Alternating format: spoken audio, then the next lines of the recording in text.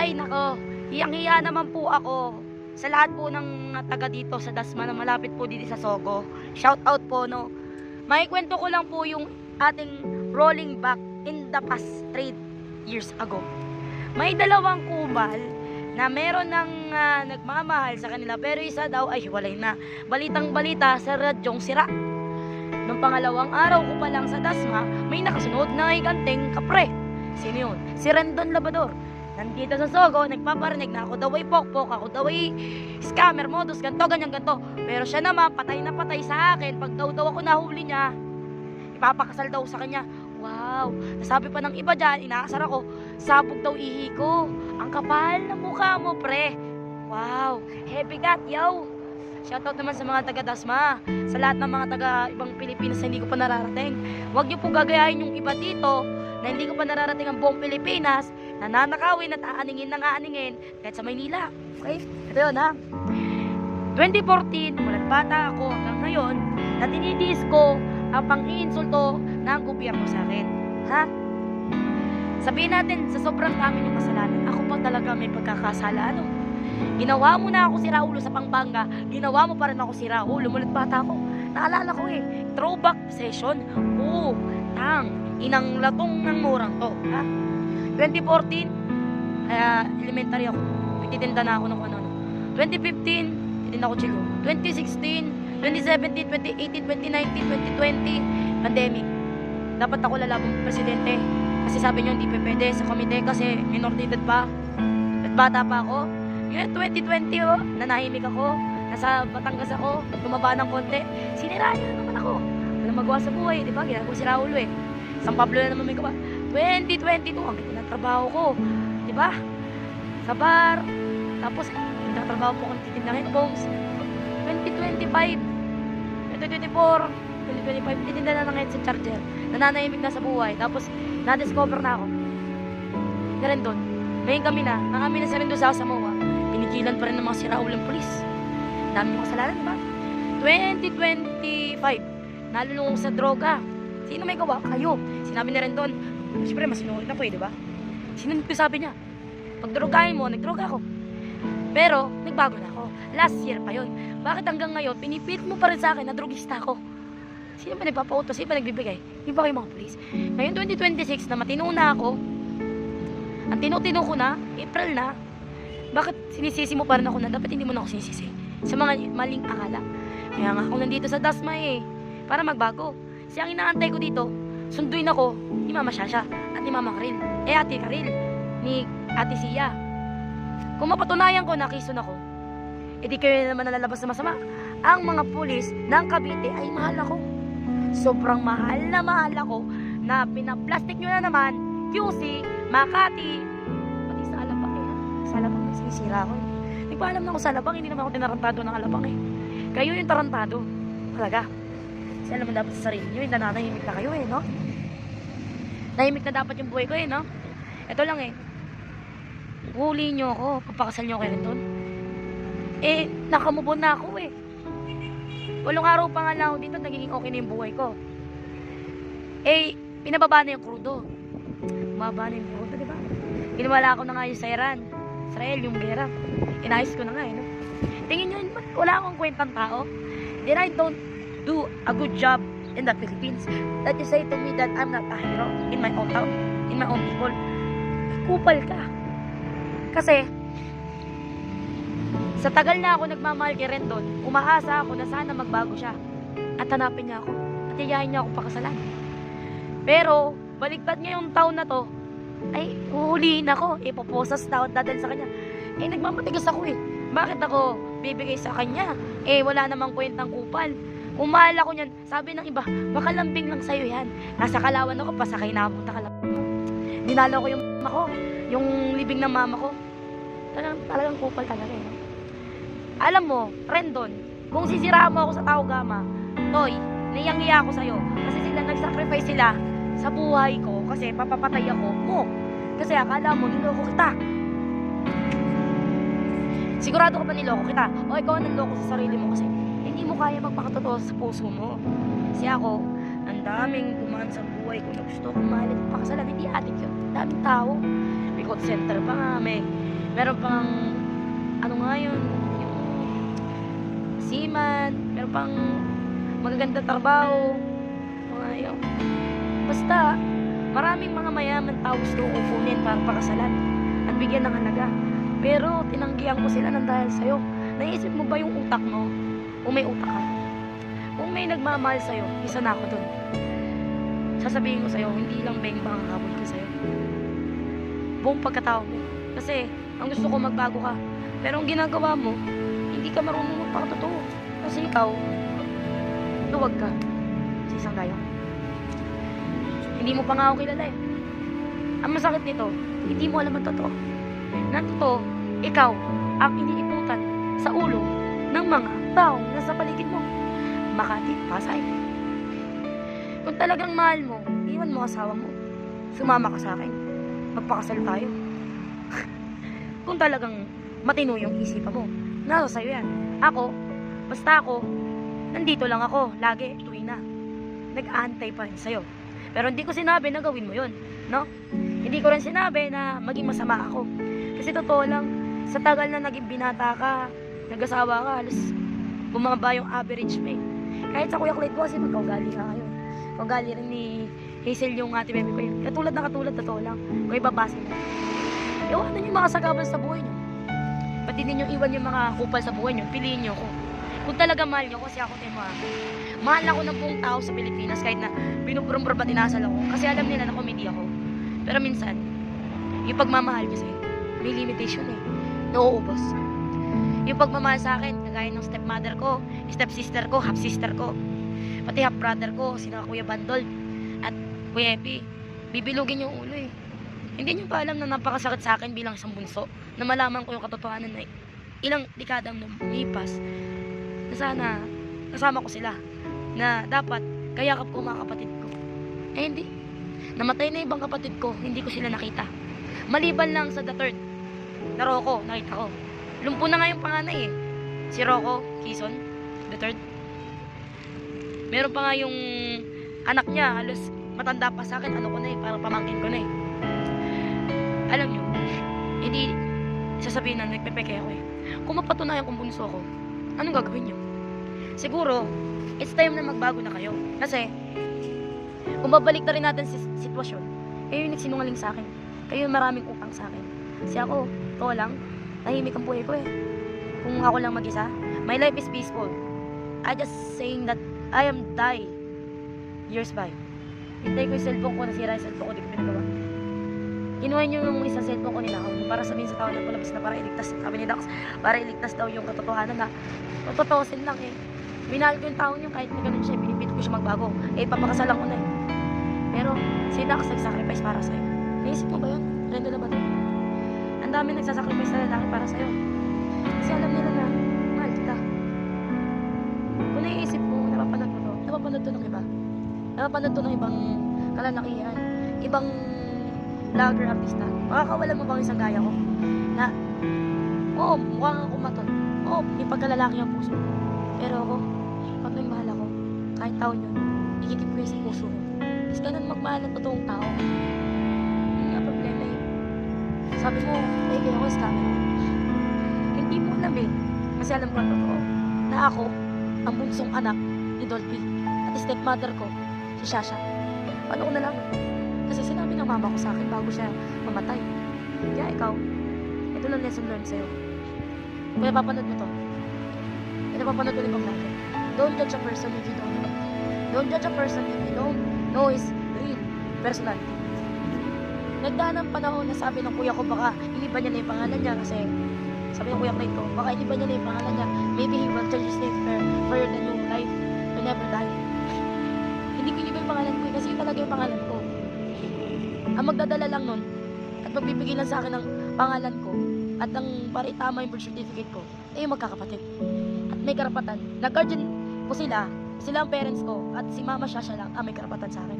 At kahit sino na Quezon ang may karapatan sa akin. Bakit? Kasi sila ang tunay kong pamilya na nilihim nyo sa akin ng matagal. Masakit sa pamilyang yun. Masakit sa magkakapatid na malaman yung katotohanan. Kung mapatunayan ko na ako ay Quezon at totoo ang sinasabi ko, may papangako pa ng batas sa akin na titigilan niyo na ako? At hayaan niyo yung buhay ko ganito? Simple lang. Kasi hindi ko inangad yung yaman ng ama ko eh. Ang inangad ko, respeto. Inangad ko yung pagmamahal. Bawiin ng mga taong mahal ko. Kung ayaw nyo sa linya at pagod na kayong dalawa, Ate Bebe, Hazel, lumayas kayo sa pamilyang to. Kasi bakit Kasi ako ang nagsakripisyo eh. Ako yung lumayo. Lumayo na lang di kayo sa buhay namin. Ibalik nyo, Kuya Clyde ko. Ibalik mo si Rendo sa buhay ko. Ako ang magbibigay ng pagmamahal sa kanila. Kung hindi nyo kaya ibigay yung pagmamahal na kung ano dapat. Kasi malungkot sila eh. Kasi wala yung kapatid ko. Wala yung mahal kong babae sa buhay ko. Naisip nyo ba yun? Naisip nyo ba yung mga maling nang gawa nyo sa akin? Na halos naikin nyo ako? Naisip nyo ba? Na yung tinago sa akin ng pamilya ko na yung kay Jetrin Reyes na. Diba? Yung totoong pagkatao ko, masakit eh. Masakit yun. Hurts. Na ngayon nagbabago ako. Kasi gusto ko makita ako na mama siya. Makita ko na lahat ng tao at ng mga kapatid ko na maayos ako. Hindi para ipamukha ng pulis na ganito, ganyan, kriminal yan, ganito. Yung tutusin, kung babasihin natin, pwede ko parapitol pa mga pulis na may atraso sa akin eh.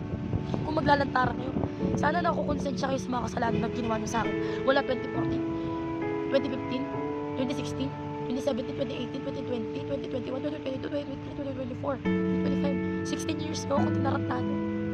Kaya sa nakakapanood nito, of all of those people, sila may kasalanan sa akin. Ako wala. Kasi ako, sanay na ako sa simpleng buhay.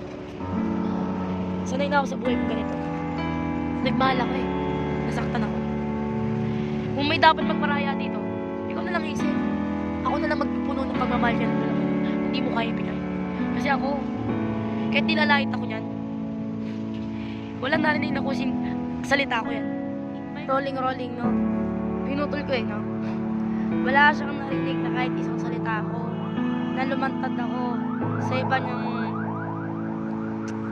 iba niyang event. Nandun ako, lagi sa event niya. Hindi lang ako nagpapakita, lagi lang ako nakasubaybay kasi mahal ko siya.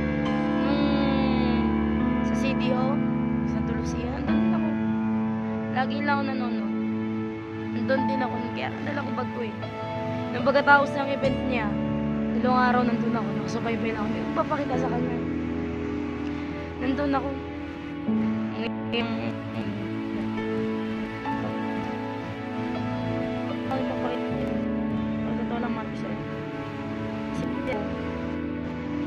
Alam ko rin nung lumantad dyan nung ano eh.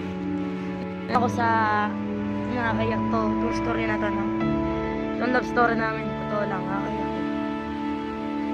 Ano eh, lumantad siya sa akin sa Robinsons dyan. Nagbibideo ako. Sumilip siya, nakamotor siya. May pagmamahal sa akin rin doon. Kahit naman kuya ko eh, yung Clyde ko. Kasi alam nila na mahal ko sila. Mahal ko yung kapatid ko. Kasi nagpalaki sa akin yung stepbrother ko. Kahit mas junior eh, kahit si Ron. Kaso nga lang, ayoko silang may ad friend kasi wala silang ginawa, kundi siraan ako. Silang ginawa, puro paninirang puri eh. Sa mga nanonood, totoo po to. Sa Facebook ko. Puro sila taratado, pero kaya ko magpatawad. Dubayan na lang nila ako. Sa ibang tao, marami akong kasalanan, no? Sa pagtitinda ko ngayon, sa charger, sa pagkatao ko. May anak man nung wala ako. Bahala na yung napagbigyan ko ng anak ko. Maintindihan naman nila ba ng ano. Kasi gusto ko hanapin yung sarili ko.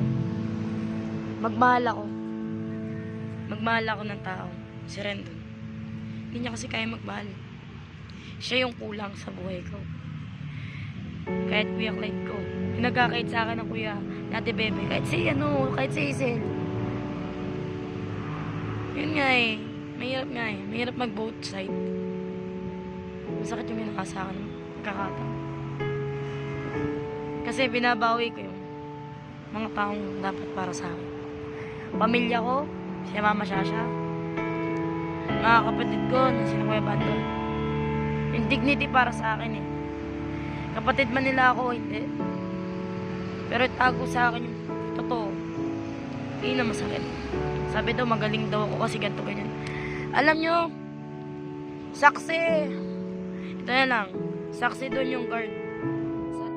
Ito na lang. Para maniwala kayo sa akin.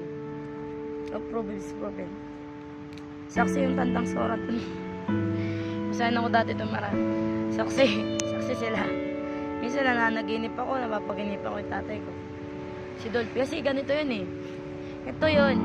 Pag ang tao, kadugo mo, lalo na't patay na, gagawa ng paraan ang Diyos para patunayan yung, para makita nyo yung totoong pamilya niya.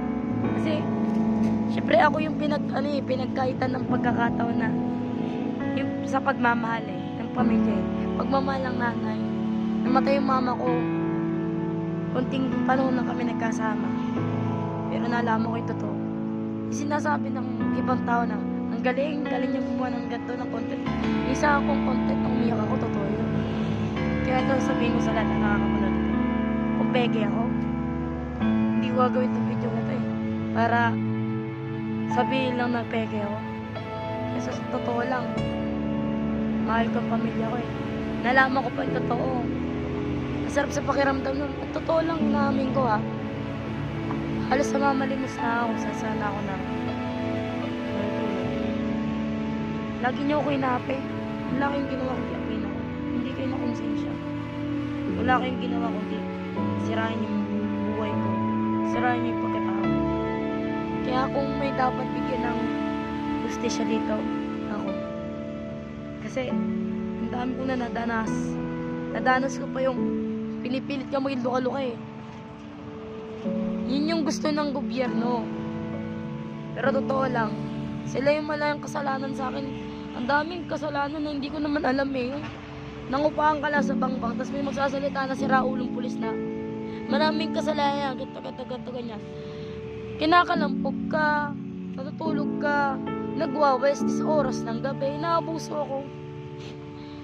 Lahat nadanas ko. Lahat ng katarantaduhan ng tao sa akin. Alam naman ni Kuya Clyde, inuutusan nga yan si Kuya Clyde ng gobyerno. Gawin natin ibang tao na lang yun. Sabi niya, mahal niya ako. Paano ko sila iniwan? Kasi kung sila mamatay din ako. Tama ba yun? Kung totoo lang, kung masamang kapatid ako. Kung masamang kapatid ako kay Kuya Junior, kay Kuya Clyde, hindi ko sasacrifice yung meron din akong kalahating makukuha dun sa lupa na yun kasi inadala ko Barleta Hindi na lang, binigay ko na lang inyo na lang, hanapin mo na sarili ko. Ngayon nahanap ko yung katotohanan, nahanap ko yung totoong pagkatao ko. Pati pagkatao ko, pepekehin nyo pa rin. Anong klase kayo? Content lang to, hindi. Anong klase kayo para itago sa akin yung pamilya ko? Anong klase kayo para lagi nyong kunin yung anong meron ako? Lahat ng tao nagmamahal sa akin, lagi nyo nilalayo sa akin. Pati ba naman mga kapatid ko? Pati ba naman si Kuya Bandol, si Kuya Epi, si Ate Karin, si Ate Sia, si Mama Shasha. Tangina, sobra na kayo. Sasabi nagagato ako. Tagal na ako nagbago. Kayo lang naninira sa akin, kinukuha niyo ako ng meron ako. Kaya kung meron, bigyan dapat ng hustisya rito. Ako. Hindi yung ibang tao, ako. Kaya, kung totoo man to hindi, bahala na Diyos. Si Diyos ang nakakaalam sa katotohanan. Lalantad at lalabas din ang totoo. Pag napatunayan ko na ison nga ako, baka sila pang kusang pumunta sa akin. Sunduin na ako, umuwi na ako sa totoong pamilya. Makasama ko yung mga pamangkin ko. Makasama ko yung mga kapatid ko. Mayakap ko yung mga kapatid ko. Kasama ko silang uminom. Kasama ko silang pumunta kung saan. Hindi ko pa naranasan sa buhay ko yung magkaroon ako ng kapatid. Nasa Venice kami. Alam nyo, hindi ko kailangan ng kayamanan ng papa ko Ang akin lang pagmamahal Pagmamahal ng kapatid. Pagmamahal ng ina. Kaya doon sa mga stepmother ko, mahalin niyo ako. Yung ibang stepmother ko, kung nabubuhay pa sila, na naging asawa ng aking ama. Hindi naman kasalanan ng nanay ko, nahanakan yung mama ko I-stop kasi yung mama ko ni Dolphy nung unang panahon. Kaya titaping sila, lagi kasama yung mama ko. Ano katotohanan Ipatay ng tao Ba't kailangan pang buhay ng patay na? Kung hindi kayo naniniwala sa akin, basta ako ito yung patunay. Nandyan, nakapin out pa nga sa Facebook ko Hindi ako nagsasabi ng totoo. Kasi totoo, naghati-hati ang magkakapatid. Sa kaliraya pa nga namin, inano yung nanay ko, tawag doon, binasbasan, tapos nagiwalay-walay. Pinaano namin yung katawan. Nagati kami sa abo ng mama ko. Nilibing ko yung mama ko sa Santa Cruz. Laguna kasi dapat sa San Pablo, siniri ko si mama ko. Tapos yung kalating ng abo nando sa isang banga na nilagay sa kabaong ng princess. At yung bunso, niya sa Bisaya. Yung dalaw, may asawa na. Yung Kuya Carlo ko, hindi ko alam nasaan na yun. Na naman pakinom sa mundo yun. Hindi alam na napatay na yung mama namin. Ganun. Ako lang ata matino sa amin magkakapatid kasi ibang ama ko eh. Ang ama ko, si Dolphy. Ugali ng ama ko, alam ko eh. Mabuting tao yun eh. Sabi nga ng ibang tao sa Maynila, kuha niya yung ugali ng Dolphy yun. Mabait, komedyante, marunong makisama. Ganun ang tatay ko eh.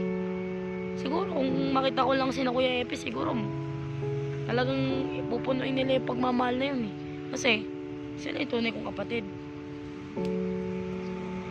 Kaya kung ipagkakait pa rin sa akin ng gobyerno yung mga kapatid ko, napakasama mo naman.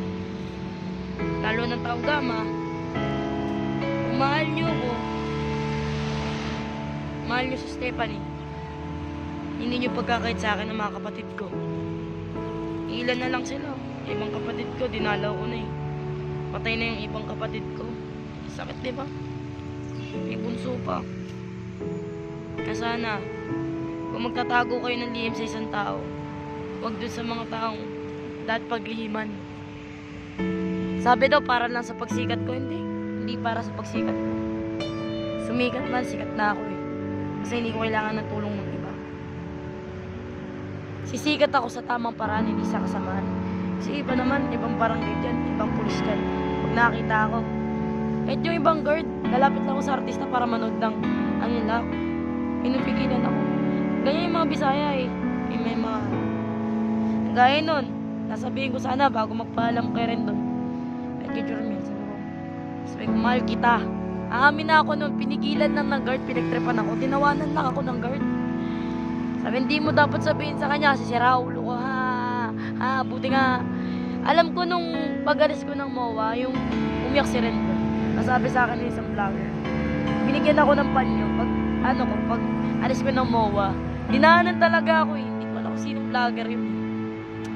Payat yun, basta, inabot niya sa akin yung panyo, sabi, kaya mo yan, mamahal mo siya, babalik at babalik sa buhay mo yan, ipiliin ka nun, baka pakasalan ka pa nun. Hindi ganun si Rendon sa akin. Kasi kung ganun siya, bakit ginaganon niya ako, diba? Isipin mo na lang kung mahal mo isang tao. Kahit Kuya Clyde ko kaugali niya, inukupal mo yung kapatid mo, pinalaki niyo, tapos ipapapatay mo. Tama ba yun? Pinalaki mo ko, tapos para ano, alas tala ng buhay nila. Siya naghahanap buhay din, ako naghahanap buhay din, pero hindi ako makasariling kapatid eh. Wala kasi si Kuya Junior doon. Kasi si Kuya Junior, hindi nangingialam sa amin eh. Alam ng mga bata yan.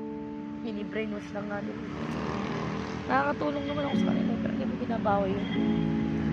Pero hindi nila alam, kaya ako lumayo, kasi ayoko na lang, hindi ko na sinabi, nagalit ako sa kanila yun. Ang totoo, ayoko nilang malaman na kapag sa pagkatao. Kasi, kukontray na naman nila eh. Umalis na lang ako na wala paalam. Kasi, ayoko masira yung anong meron ako. Kasi yung pamilya ko, yun ang tunay kong pamilya eh. Kahit pamilya ko pa rin sila. Sa kanila ako lumaki, pinamigay ako ng bata ko, ng nanay ko. Eh, wala akong magagawa eh. May nagpanggap kasi na Annalyn. Yung Annalyn na yon, hindi talaga asawa ni Jetro yun. Ibang Annalyn. Yun yung scammer na hindi ko kilala kung sino yun. Nagpanggap na ina namin. Kaya nung nalaman ko, ako palang tinarantado. 2 years by. Ibang Annalyn yung nagpakita sa akin. Siya nagkwento ng lahat-lahat. Kaya yun, humagulgul ako ng iyak noon nung inom kami sa bar. nagulgol na ako ng iyak nun. Kung ginagamit ko man yung AI, yun yung mukha ng mama ko. Kasi yung mama ko di may social media yung lang. Kaya sabi niya ito yung sabi niya, no? Nak, kung mamamatay ako, kayong tatlo, sabihin mo sa mga kapatid mo, ilibing ako, iba ilagay pangalan. Pero ikaw, sabi ng mama ko ito ilagay mo, Stephanie, Annalyn, Rhea, Vice, Quezon. Yun. Ako lang may karapatan kasi ako yung nawalan Ako yung nawalan ng ama. Masakit sa akin mawalan ng ama Hindi sinabi na matagal na panahon tapos pinakilala sa akin ibang tao. Sayang ng lahat ng ipon ko. Lahat ng kinita ko sa YouTube. Inarantado ko na ilang tao. At ang mga pinaghirapan ko na wala na parang kasi mali yung mga tao. Kinilala ko, akala pamilya ko. Ngayon alam nyo na yung katotohanan. Akala nyo nagsisinungaling ako. Abangan nyo na lang yung sunod na episode ko na ipakita sa inyo yung katunay na Quezon ako. Yun. Kaya ito sa storya ko to, lahat na nakalagay sa YouTube ko, sa Facebook ko, totoo. Hindi na peke. Puro totoo. Have a good day sa inyo.